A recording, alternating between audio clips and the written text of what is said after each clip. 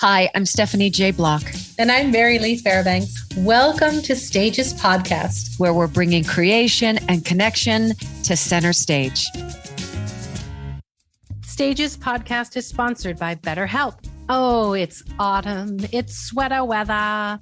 And here in the Northeast, it is also time to start preparing for the stillness of winter. Some trees change color and shed leaves, and carloads of leaf peepers put on their sweaters and head to the Northeast to bathe in its beauty. But the process of leaf shedding is so much more than just a tourist attraction. When a tree sheds, it conserves energy and strength. It pulls the nutrients from each leaf and then allows that leaf to fall away to the ground. Over time, it's covered in snow and creates fertile topsoil for new life. And just like the trees, it is the perfect time of year for all of us to let the things that no longer serve us fall away. I love that image, pulling wisdom from past experiences and then letting them fall away in order to grow new dreams. But letting go isn't easy. It's a practice like everything else. And sometimes we need a little help navigating that process. And this is where BetterHelp can help. BetterHelp offers customized online therapy, either on video or live phone chat sessions. It is very affordable, and you can speak to someone within 48 hours. A good therapist can really help you pull wisdom from the past and let go with kindness and courage. I highly recommend. BetterHelp has a special offer for Stages Podcast listeners. You receive 10% off your first month with BetterHelp. So many of our listeners have taken advantage of this, and we thank you, because when you support BetterHelp, you support Stages Podcast, all while supporting your own well-being. So just for today, put on a new sweater, and then I want you to close your eyes, pick one thing that you can learn and grow from, watch it change color and fall away, and then grow a new dream. Log on to BetterHelp, that's HELP/stages, and love where you are now. Thanks, BetterHelp. Hey, everybody. Today I am going solo. I'm going rogue. Stephanie, as you may know, has COVID, and she was not feeling well and unable to make it to today's interview. And I know she was really bummed because she loves today's guest as much as I do. So stay tuned. And Stephanie will be back in 2 weeks.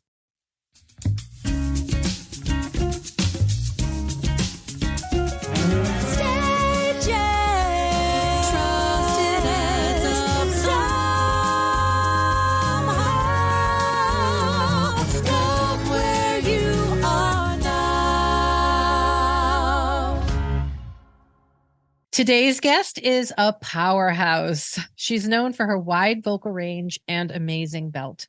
She had the reoccurring role of Catherine on the TBS and HBO series Search Party and made her Broadway debut in Head Over Heels, originating the role of Princess Pamela, for which she won the Theatre World Award in 2019.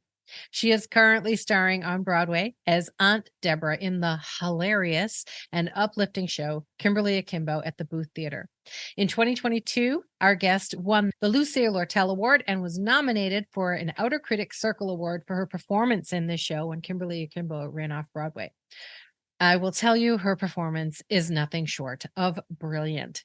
Please welcome Bonnie Milligan. Bonnie Milligan to stage, please. Bonnie, please come to stage. Hello, hello. Oh my God. Okay, so I've seen the show twice. Yes. And I saw it once in previews, and then I was there on opening night. And all you do is walk out on stage and everybody starts cheering for you because you haven't even said a word. And I leaned over to a friend and I said, you can tell that she's just been bouncing around this business for a really long time, and everybody loves her and is like so rooting for you to step into this. It's really nice. It's like it feels like a rocket ship, you know? Yes, it feels like that from the inside as well. Yeah, I'm sure. I'm sure. Yeah. I want to talk a little about just how you grew up. You know, I know you grew up in the Midwest and your dad was a preacher. But tell me a little, like, was it a house filled with music? Where did all this come from? Did you know from a really young age? You know, tell me about that. Yeah. It was definitely a house of music. My parents actually met when my dad was the new lead singer of a Southern gospel group my mom was the pianist for. And so growing up, they always sang together. My mom would play piano and they would, sing and harmonize. My dad also a lot of time was in like quartets, like Southern gospel quartets. Yeah. So music was always a huge part of our life. My mom gave piano lessons to a lot of my friends who would come over after school. Tried with me, but then we just clashed too much. So sadly, I stopped taking lessons. Yeah, so there was always music. My grandparents, my mom's dad, my grandfather was the minister of music at church. You know, he led all the hymns and he picked those out, and so he played guitar. My grandparents sang together, aunts, uncles, etc. So essentially, as soon as I could talk, I was singing in front of church. And I just remember from like a very young age, after singing, people coming up to me like with tears in their eyes and saying, using the word which I didn't understand, like anointed, or like, this is your calling. This is what, wow, that just was so meaningful to me. And I just, was singing. And so my brother's a great singer too, but it was never like a passion for him, as to where like it really was what I loved doing most, was singing. And even when my parents first were separated and divorcing, they had some like gigs lined up that they were supposed to be at. And so I would go with each parent. I would go with my dad and we would sing 2 cassette tapes, or I would go with my mom and she would play and I would kind of take on the role as MC and lead singer. And it was like from like 13 years old. So it was definitely somewhere I feel at home on stage. That's just like deep in my bones that I love to do. Do you play any instruments now, or did you? I don't couldn't get past the piano thing. I couldn't get past the piano. My mom, she used to like, okay, I would, she would do a little check on top of like a piece of music I needed to learn. And we could only move on after she wrote okay. And I was like a stubborn little gal. You learned to forge the okay. So, yeah. And I just would like, be like, okay, I got it, Mom. And she would say, well, now you're going to play it and sing it at the same time. I'm like, Mom. And she's like, I know too many pianists who can't do both at the same time. And like, you're going to do it. And so after a while, I think it just caused a little too much friction. And we didn't have the money to send me elsewhere to get lessons. Clearly, she was doing it for extra cash with my friends. So it just sort of fell to the wayside, which is always a little sad for me. And then I think 1 year when I was in 5th grade, I played trombone. We all got to like pick an instrument. I chose the biggest one. I don't think we had a tuba, but I had the trombone and I really liked it, but it was me and 3 other boys. And I had like an affinity for it. And the teacher would say, now listen to Bonnie. And therefore, they started to kind of pick on me about that. And so I got very self-conscious and I didn't like it. So I just decided to drop out altogether. And I remember the band teacher saying, well, can you pick something else? Like you have like music, like it's within you. And I like just, in your soul. I just was like, no, I can't. Because, you're 11 and it's embarrassing. You don't want to be picked on. And so I dropped it all, sadly. But those were the 2 instruments I flirted with when I was a kid. It's funny because I react to the fear the same way. I played piano when I was a kid and my mom put me into voice lessons and the teacher I wanted to belt. That's all I wanted to do. And she wanted me to learn how to sing properly and, very operatic. And so I ended up quitting it all because I felt like I couldn't express myself the way I want to express myself and start trying to turn me into somebody I'm not, but in the end, I totally regret it because if you build the foundations, you're just going to end up being so much better later, but I was such a stubborn kid that way. And so of course I blew it all off. And I always worry that whenever I'm faced with something I'm afraid of now, even as an adult, I always check to see if I'm running away because I really don't want to do it or because there's like some underlying thing that I'm afraid of and I'm running away from. I do it a lot with writing. So I'll find ways to distract myself so that I don't have to write what I know I should be, working on. It's terrible. It's just awful.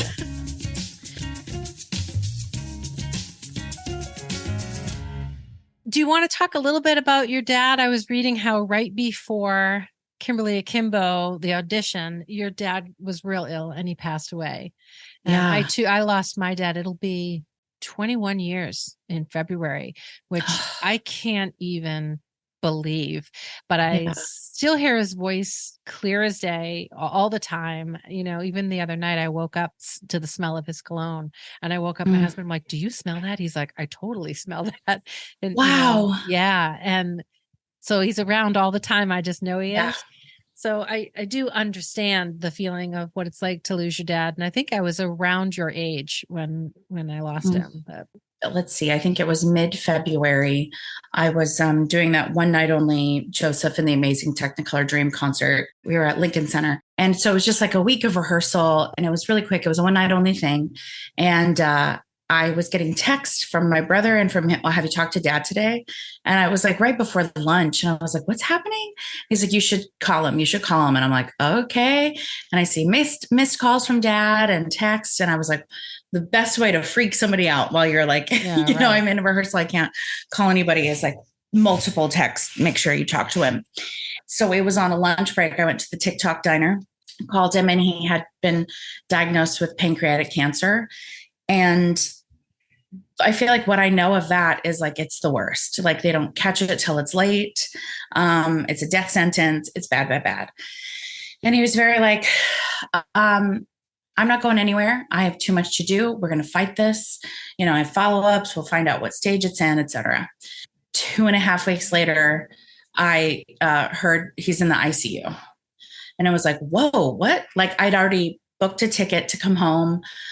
At that point, I had like some readings and I had some concerts and I had a lot of dates like booked up. And so my brother and I, my brother lives in Illinois. My dad was around Detroit. We'd found a time where we could be there together. And my brother works for the Army National Guard. So he has to get like high up approval from generals and stuff to get time off. I thought, wait, hold on. I'm going to go there in 2 weeks. And I just heard about this like 2.5 weeks ago. Like, what's going on? Happened too and fast. So I was trying to figure out if I should go. So I called and I talked to his ICU nurse and I said, I have a ticket for 2 weeks. And to me, that felt so soon, Yeah. Said, well, 2 weeks is a long time. I was like, oh, wow. Okay. This is really bad. So, I bought a ticket for 2 days from that moment. And my brother, got time off and we went, and it was a lot to, see your parent in that much pain. Yeah. And my dad was always, I get a lot of my humor from him, and he was always like, encouraging and just like this fun guy you wanted to be around. And just to see him in so much pain, it's just a lot. Yeah. And so, over the next few weeks, it was seeing him. I had to fly back for something else. And I told this project, I just left my dad and it was really bad. And I don't know if I'm going to get a call that he's gone. And so I'm going back in a week, but I'm here for this week. And I just need you to know where I'm at in case I have to leave the room or what's going on. It was really hard. By the time the last visit up there, it was like, he just wanted so desperately to get out of that bed, and he asked for physical therapy, and he was just ready to fight it and not go down, and within a week of that, he was home with hospice and died. And it was just incredibly fast and hard. But you made it back to be with him? Oh, I was around. And we couldn't have a funeral because of COVID. This was March. He died March 20th, 2020. And so, I had to record a video to be played on the, bathroom floor of my mom's room and my mom's bathroom, and sang and just did what I hoped would be okay. Like, you just don't know what to do. And then the world shut down, and then it was like, what's happening? And I just like a few days later, I got asked to audition for Kimberly Akimbo. My agent had reached out at the beginning of the month and asked, they're going to have appointments later. Would you be interested in this? And I said, oh my gosh, of course. Yes. So I knew it was happening like the beginning of March, but now. Had you heard of the show? Did you know anything about it at this point? Yes. And so I'd read the play. I had never seen it. And I just thought they had sent the play, I think, when they were announcing, we're going to have auditions sometime soon. And I read it and I got it. It was amazing. And I love those artists and I really wanted to work with those people. And so it was days after my dad died. And I said, well, no, okay, I can't. I know I told you I wanted to go in for this project, but right now so much has just happened. Also, it was originally supposed to be the summer of 2020. And so there's the other part of you that's like, I don't think theater is going to be back within a few months. Like, This feels weird. This feels different. Plus, you're also just numb. I mean, what I remember is just being like numb. There's a brain fog and a numbness, and you can't properly even attach to your emotions and feelings. So forget about trying to channel it into a performance of any kind. Yeah. So my agent got back to me, well, can you do it in a couple of weeks? And I said, sure. And then, like you just said, the brain fog, the numbness, I couldn't.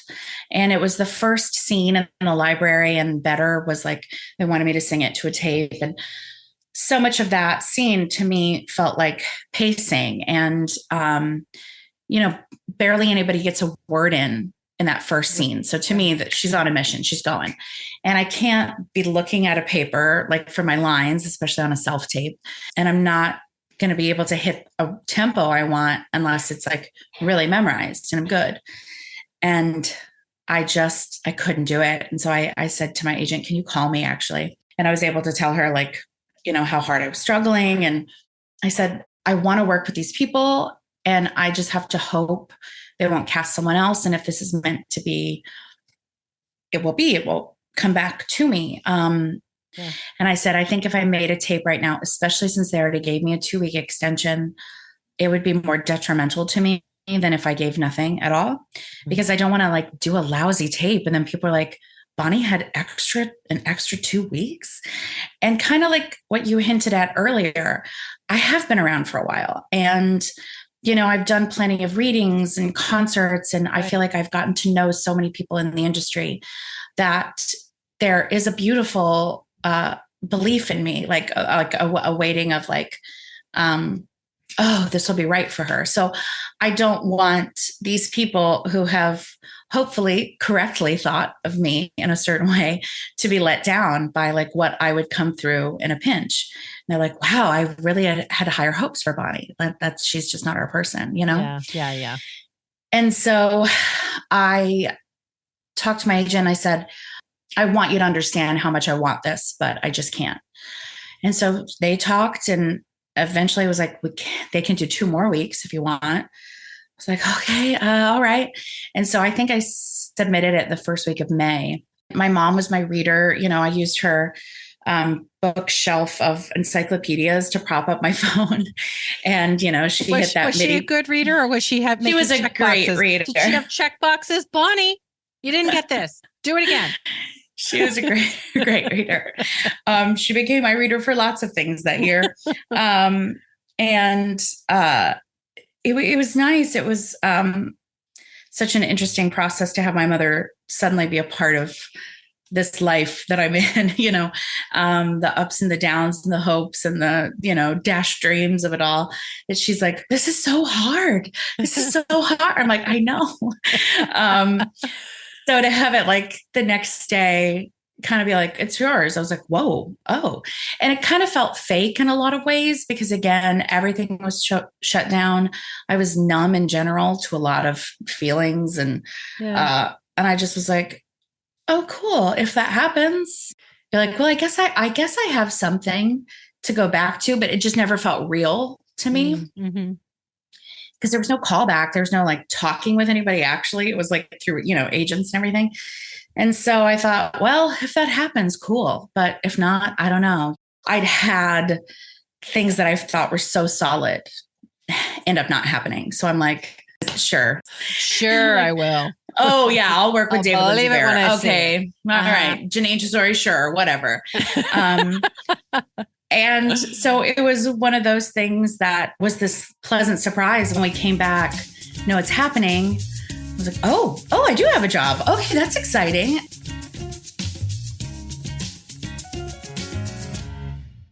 But it had to be a little difficult to jump right into work like that after such a big loss. Yeah.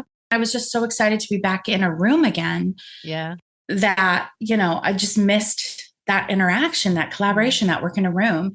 And that's really healing to just connect with other people on this wavelength. I think creativity and healing are really similar energies. Yeah. So when you get in those rooms, it just kind of clears out all the heavy stuff, and because you can't bring that in with you. So it just makes it go away and allows your body to heal. Yeah. There was a point, I think, like around week 3 of rehearsal, when we were still trying to really calibrate my Aunt Debra, and like where she was coming from. And I'm an actor who seeks connection, who leads with that, who like, that's my favorite thing, is like my fellow actor and all this stuff. Obvious. And David and Janine have both said this, and Jess Stone, that they're like, you have done a different Debra than has been in the past. And so it speaks to the beautiful collaboration of those people, that they were open to the amount of love I wanted to bring to this kind of dicey character at times. Who, to me, I look at her as a survivor. I look at her as, she's in a tough spot. She doesn't have anybody. And as I said early on, I think Kim's my favorite person in the world, because she's the one person who like doesn't just tolerate me, who at one point just like really used to like being around me. And I don't know that a lot of people do. And clearly Deb is not the moral compass of the show. I want you to know, I know that. But I come from a complicated family, and I just feel like I know people, and I've seen people that are real human beings that have done awful things, that don't think they're doing awful things. And it doesn't make them like evil. It just makes them really complicated, to me, a little sad. So I have great compassion in looking at that approach. And I think as we were finding my Debra, that they were very open to, which was great, we had to calibrate the right amount so that it wasn't too much or too little. And I think for me, I started realizing I was working through, I needed help in determining what was my take on Debra, and the mourning, sad Bonnie that lost someone in the real world, that watched someone die in the last days of their life, who wanted to live. And the whole show is life affirming. It's about finding the joy in living, no matter how challenging that can be. Oh, it was just like, that was such a part of the process. I think it was around week 3 that I think a part of me was clinging to Kimberly in the way that like my heart thought back to clinging to my dad. And then you're like, oh wait, that's not quite right for this. That's a part of you that's like really sad right now that you have to like think about. So it was an interesting journey of wanting to put my stamp on something, which is connection and love, through complication, and making that actually true to what my take on Debra would be, versus the mourning person inside of me that was seeking of it. Like you said, like the healing thing of like, you need to leave some things outside of the room, and what was creeping in of my own journey with loss and grief. And so it was an interesting calibration. It works for Debra because she's experienced. She knows that she is about to experience that loss and grief. Yes, with the one person who kind of accepts her for who she is in the whole show. And so you can see where you can fit a piece of that in, but you can't take over. But the other thing that I love about that character is her depth. You feel her sadness and you feel her love for Kim, but you also feel her desperation for a better life. And you walked this fine line between the steamrolling and the bullying of those poor kids, but yet you make her hilarious and immensely lovable. It's not harmless because she is asking them to commit a felony, but there's that, but she does. And I think in her mind, she really has justified. They're not going to get hard time. No. What? Yeah. What's the problem? And I think I said that like in rehearsal, off Broadway, I was like, they're kids, like they're not going to get in that much trouble. And now it's a line. They're kids can't get in trouble. Are you serious? That wasn't in? Yes. No, it wasn't in off Broadway. That like in her own way, she has really justified it. And she absolutely also knows as a part of herself, Because she says, like, I can't go with you. Like, if I'm caught, Yeah. I'm going back. I'm on parole. I'm going back. So she's like, literally has factored in, you might get caught, but I can't. But you're not going to get in trouble. So it's fine. rough. Don't worry about it. Toughen up. Exactly. Oh my God. It's so I feel that such a bad for fun you. show. You might do some community service. Great. I'm going to prison. So like, it's just like, she's a survivor, like she's got to get out of town. Her stakes are high.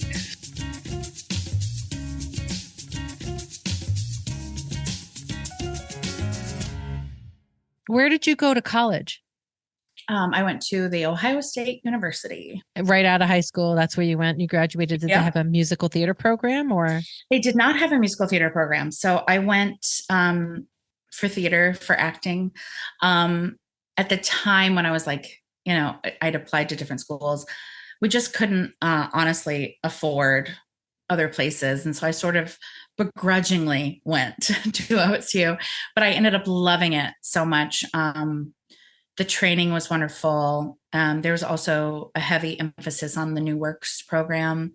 And so I developed also like as a writer and a collaborator. And that's one of the things I love the most about building new work is really being on the ground floor. And that to me is so much theater, Do you write? Do you write? I do. Yeah. Yeah. I was in the honors program at college. And so as part of the honors program to graduate, you could write a thesis, or if you were in the theater department, you could do a performance piece. You could write a one-woman show. Well, a lot of people did one-woman shows, but I was sort of like, we're 22 years old. Like, what do I have to say about the world? That I wrote a little musical. I found a friend who wrote original music, and I would do lyrics and we would write things together. It was called A Girl's Gotta Eat, the musical, based on being told you'll work when you're 40. And I'm like, but I'm 22. So what now? And it was very much like stand-up comedy meets sketch comedy meets musical. And I did that. And it was like a 45-minute show, just 4 characters, A and B, who are these 2 chubby actresses, Skinny Pretty and Hot Man. And then Piano Man was my co-writer who played the keys, throughout. And I did it at the end of the year. And then I got commissioned to write a second half to open up a theater downtown. Then we toured it a couple places when we would do like panel discussions on body image and talk with like nutritionists and body specialists, because there was some stuff in the show where I had different things where, not all laughs, but some things that things I'd really struggled with body dysmorphia and things like that. Yeah. And so I've been working on writing an original kind of comedic musical. Now to me, it feels like a movie, but of my take on a holiday Hallmark movie. But what's funny is I never really kind of put it together, but there's a lot of Aunt Debra in there where she's kind of the anti-hero, but she's the lead who just kind of isn't great at her job, doesn't like working, but like is just, you follow her journey and it's just a little ridiculous. So, my friend and I have been writing that. I have another friend that we were working on like a little fun sci-fi musical podcast of climate change. So there's like stokes in the fire that have been very set out of the fire now that I was opening a show that I would love to finish the holiday one by next spring with my one friend. God, it sounds perfect.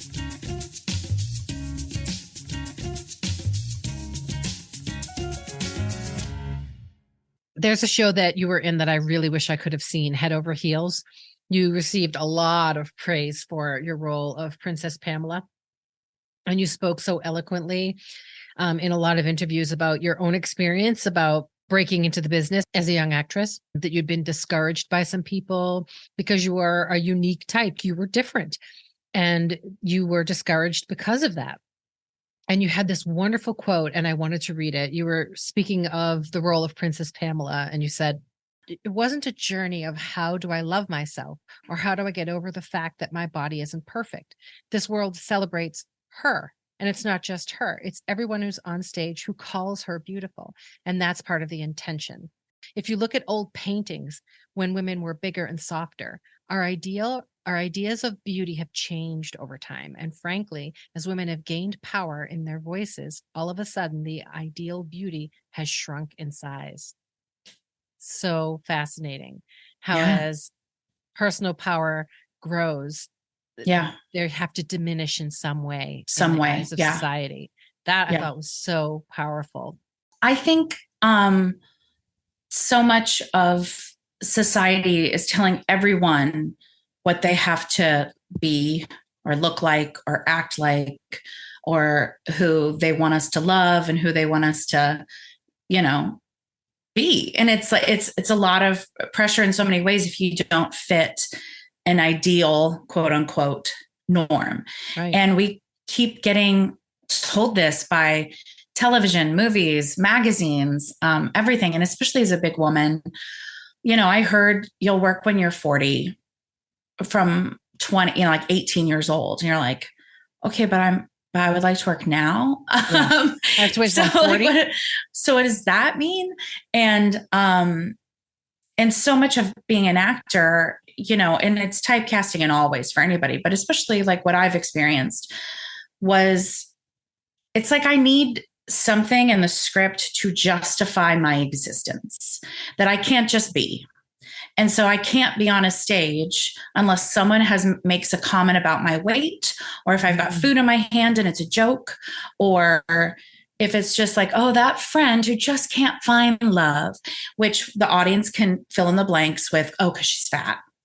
Right. And I can't just be telling a story. You look at the world and everybody looks different, and there are so many sizes. And I don't know if it's still the case. They say the average American woman is a size 14. You can't even shop for a 14 in all stores. A lot of stores stop at 12. It's so true. It's like, and I'm much bigger than that, but like, it's even when I was, you know, a kid, when I was at my thinnest, I was a 12. And so that my whole life, I've just always been like, well, I need to be skinnier, or if I want to be an actress, oh God, I'm tired of like an adjective preceding me, you know, in the scripts I get for television or film, like there would always be something in the character description about the size. And it's like, dang, like that's the only reason I would be there. Okay. And so to have this show, very intentionally saying a bigger woman should play this and a typical ingenue should play the sister, but that it's not spoken of on stage, but like that's speaking volumes as an audience member watching. Because at one, there used to be a line that she said, I think, to her sister, like, for beauty's standard through all time defines inconstancy. And it's like, you're watching this world where the large woman on stage is usually going to be, you know, the sidekick is playing the most beautiful girl in the land, and everyone is saying that. Everyone is agreeing to that. Yeah. There's no punchline. That's just There's what no it is. punchline. Yeah. And She's the thin sister, woman.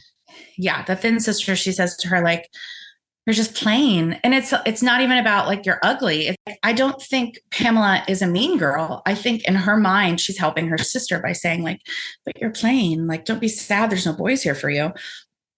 Context being, let me do your makeup, let me curl your hair, look at me, look at you, like, of course everyone let me help you. And there's comedy in that because she's dead serious. Yeah.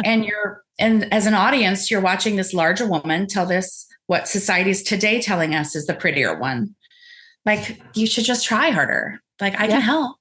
That's funny because they're just like, kind of hopefully would reflect on, why can't she be the pretty one? They're both pretty, can we do that? Yeah. So that is what felt so groundbreaking, and like meeting so many people, you know, at the stage door after, and people talking, like, clearly it would be anything beyond size. Even if you would look at someone who maybe society is not saying you're a 10 out of 10, is sitting there going, I felt seen because I know you get these pressures and I get these pressures. And to see someone who I think is beautiful, but the world tells me she's not, being told she's beautiful is so powerful. Yeah. And so it was groundbreaking. It was also really important it was a healing journey in a lot of ways. Cause there were some days, I struggle with, I think we all do. Well, maybe not everybody with like self-love and acceptance, some days you feel better than others. I think we all do. Okay. Maybe some crazy narcissists don't. Cool. You do you. Good for them. But the rest of us don't always feel at our best. And so to have to like walk on stage and stand at zero and sing about how beautiful I am was like a beautiful experience, to find that part of me, that part of that little girl that really believes that. Who believed that she had something to offer in the Midwest. People were telling you, I grew up in a double wide trailer. We didn't have money. We didn't have connections. We were just small town, big hopes and dreams. And even the people that believed in me because they thought I was so talented, it's such a crapshoot if you don't have money or you don't have parents in the business or, connections or anything to move to New York City from cornfields and hope to break in. And I just had to like pull back to that little girl who was fearless enough to say, I'm different. I'm meant to do it. I'm going to do it. Yeah. Around college age, there's a point where I let enough of those voices creep in that you're just not really going to make it. And I love you and you're talented, but it's not going to happen. What anchor did you have to hold on to that pulled you through all of those times where you felt like, this is ridiculous. What am I doing? What am I doing here? I'm in the wrong story, Truly, whole feeling, right? What was the anchor? Was it the spirituality that you grew up with? Did you have some practice that you went back to help ground yourself to say, no, I'm on the right path? I think it got around to, there was a time in, I moved to New York and I really wasn't going for it. Like I really thought I was going to, and the few auditions I would go to, I would get typed out and didn't have an equity card, didn't have an agent. And just thinking, well, maybe it was ridiculous to think I could do this. Yeah. And I think every actor at some point feels that way, no matter what, I think every young actor who goes to New York at some point is standing in that equity line at 5 a.m. out in the cold, sipping their coffee, waiting to get in, going, what am I doing? Have I lost my mind? Yeah. And that there was a point where I hadn't done anything for a year, which was the longest I had not performed since I started performing, even as a kid. And I thought, oh, I'm really unhappy and this is not good. And I kind of dealt with some really rough depression. And I had a friend who worked at a restaurant with me who herself had dealt with depression for years. And she thought we had like been going to church together at the time. And there was a sliding scale payment for like counseling and stuff. And she printed out the papers and she's like, I can fill this out with you today. And I was at the point where I couldn't even do it. So I said, okay, and we went through it and I got into therapy and I had to work through a lot of stuff I'd never, ever dealt with, kind of trying to find a love again for myself that I had kind of lost. And it became, I don't know if a part of me died and it can come back, or if I should just, that was life, let that go and find new ways to fall in love with myself again. Because I had just really lost that confidence and that drive. And so how old were you at this point? Oh Lord. I want to say I was 26, 27, something like that. And going through that process and then a friend told me about an open call for the Flea Theater was remounting a show they had done that had been like a critic's pick earlier in the year, and they were going to remount it for the summer. And it was Sean Graney's These Seven Sicknesses, which is all of Sophocles' plays from Oedipus Rex to Antigone in one evening. And it was like a 4.5 hour, oh my God, huge Greek marathon. And it was set in a hospital. So the Greek chorus were these 6 nurses, and they added all this music to like sing in like these cathartic moments or like the deaths or, Greek tragedy. When they were remounting it, they did an open call for singers to do these nurses. And you had to do a song and a Shakespearean monologue. And my friend was like, you have to go in for this. And the night before, I think I was going to bed late. I set my alarm early for those open calls, and I re-looked at the audition requirements, and that's when I saw Shakespearean monologue. And it was like 1 a.m. And I thought, oh my gosh, I haven't done that since college. And I can't do this. Like I'm going to make a fool of myself. Like I can't go in there. And so I decided to turn off my alarm, not going. I'm resigned. I can't do it.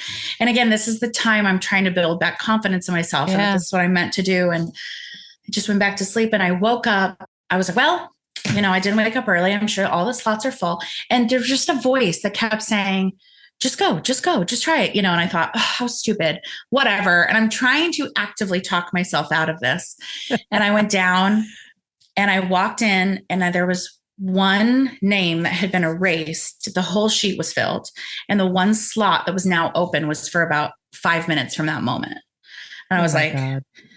Oh, okay, got it. Fine. And I put my name on, and I was like, whatever. I signed in, and I went over. I essentially taken off my coat and moved my purse over, and my name was called. And I was like, whoa. Oh God. Okay. Well, it was good because you didn't have time to panic about not having the monologue and all of that. You just had to jump Well, because in. the night when I saw the monologue, so I had reviewed it the night before. Yeah. Before I had talked myself out of it all. And so I walked in the room, and you just had to sing something a cappella. And I saw one of the nurses were described as like, she's going to do more gospel-y stuff or more belty stuff. And okay. And they didn't have an accompanist. It was just sing a cappella. And so I did His Eye is on the Sparrow, and I gave it my best gospel go out version. Cause that's what had been described as one of the nurses. And, the last line is like, I know he watches me. And Jim Simpson, the artistic director at the time, was sitting there, and he just went, yes, he does. I'm like, oh, okay. And they're like, so now do you have your monologues? Sure. Yeah. So then, I did the monologue, and I don't even remember the rest of the process, but I got the gig. So much of the show was like networking. When industry would come in, they would have us mingle. Yeah. And I just met a lot of people. That's how truly everything started taking off. This was, this happened in 2012. And then through doing that show, David Dabin was our music supervisor. He was the one who put all the music together, and his partner, now they're engaged, but Andy Einhorn, Broadway, music conductor. He does all of Audra McDonald's shows. Yeah. Had me do a song for a compilation evening. It was my first ever concert I did at Joe's Pub. A Broadway person backed out last minute, and he said, well, I'm working with this girl. Can we bring her in? And Dick Scanlon was his co-writer. And so that's how I met Dick. And then the next thing I know, Dick recommends me to Michael Mayer to do a reading. And I started doing all these things without an agent and without an equity card because of the connections I made at this theater, that I tried to talk myself out of going to an audition because I was scared. And it was like, okay, we have to find that fearless girl that is in there somewhere. Yeah. She's just a little scared right now to be in a show that really used so much of my different talents and specialties that I was seen by all these people, that just was a launching pad. It was such a life lesson of when it can feel really scary. Yeah. It's important to just sort of buckle up and go for it. And I've been saying lately is all of your dreams just live on the other side of your fears. And if you just get through the fears, you can reach them. And the fear is put there for a reason. It's not put there to stop you. It's put there so that maybe you pause, learn a few lessons, like getting into therapy or whatever it is that it's almost like, I don't know if you'd call it divine, but it's like when you feel the fear and you stop and you say, what do I need to learn while I'm paused here for a minute before I step through that? Yeah. That's how I see fear now. I didn't when I was young. I often let it deter me from things when I was young. But now that I'm so much older and I've, been through so many things that have scared me or hurt me or, and you realize, I can survive. I'll make it. Now I see fear as almost like a signpost, like you're going the right way, but you're pausing because there's something you have to make sure you understand before you pass through this and get to the next street. Yeah. And now, our 5 questions. Tell me something that you secretly hoard. I secretly hoard. I'm a big person. Words mean a lot to me. So I have like every card ever that's been given to me. I recently went through the stack and I was like, some of the names I didn't remember anymore. And I was like, oh, I should probably toss that. Just, it's been enough time that I've forgotten that human. But like, that's something I get very sentimental, and I definitely like hoard every, little card or message I get. Okay. Tell me a book or a play that changed you.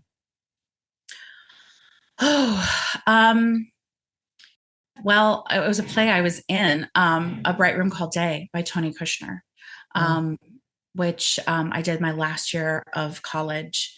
And there was so much happening in my life about like, letting go of these people I had been with, like as I'm graduating school. And I've thought about it like over the years, truly, of like, especially like looking at where we are in the world today. It feels very relevant. Okay. If you were arrested and you called your mom and said, you got to come pick me up at the station, bail me out, what would she assume that you've done? My mom thinks pretty highly of me, which is really sweet. But I feel like she would think that I would have had some like bleeding heart cause, that I did something, like to try to help someone, but that I probably went astray. Okay. Tell me. She's like, you went too far this time. You went too far. You've gone over the edge. Yeah. You lost sight of the purpose. Yeah. Tell me one irrational fear. Oh, Lord. One? Now, see, I can rationalize most of them. I feel like it can be irrational to worry that everything you're doing doesn't mean anything. Mm-hmm. I can relate to that. Yeah. All right. Last question. Okay. If you were a nail polish color, what color would you be? And what would the cheeky little name be? I feel like I would be like a sparkly, like a form of a red, but like a little deeper, between like a maroon and a red, but it would have sparkle to it. And it would be like show-stopping sass. I love it. I love it. What would Debra's be? Oh, Lord. Something with a felon. What's a color with an F?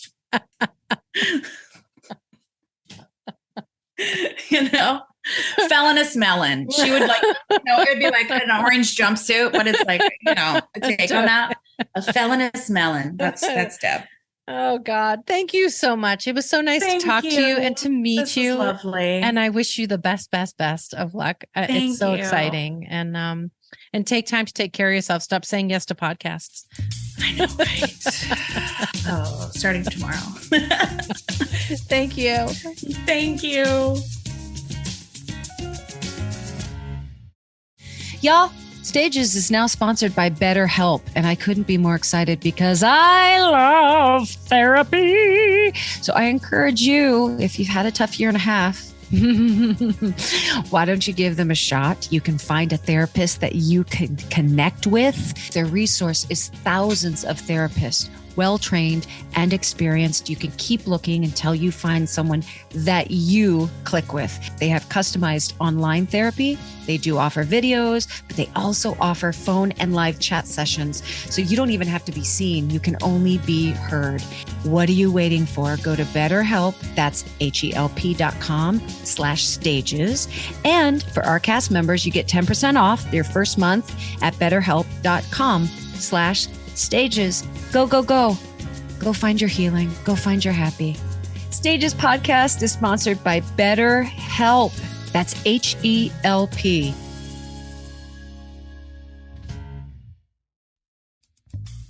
Thanks for listening, everyone. If you loved this episode or any of our episodes, please follow, subscribe, and share on all your social media platforms. Go ahead and give us 5 stars and a review. That helps us a lot. You can always find us at stagespodcast.net. Thank you to Allison Arns, our booking agent, Brock Grenfeld, our sound engineer, Noah Kaiserman and Garrett Healy for our original music, and Tina Wargo, our social media manager. Stages podcast is produced and edited by me, Mary Lee Fairbanks, and Stephanie J. Block. And thank you to all of you, our cast members, for listening. We'll see you real soon. Beautiful Anonymous changes each week. It defies genres and expectations. For example, our most recent episode, I talked to a woman who survived a murder attempt by her own son. But just the week before that, we just talked the whole time about Star Trek. We've had other recent episodes about sexting in languages that are not your first language, or what it's like to get weight loss surgery. It's unpredictable, it's real, it's honest, it's raw. Get Beautiful Anonymous wherever you listen to podcasts.